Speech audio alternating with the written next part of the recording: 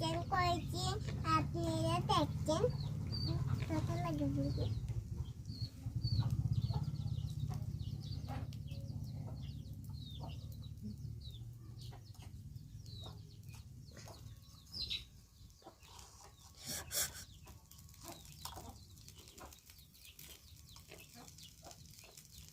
এই দেখেন মিনি কিচেনটা কিরকম হচ্ছে দেখেন। এটা হলো মিনি কিচেনে রান্না বাটি বেগুন বড়া বানাচ্ছি।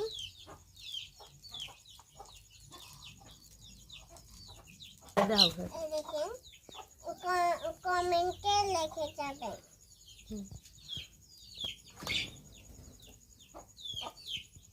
হ্যাঁ দেখছেন কত পুরো হচ্ছে।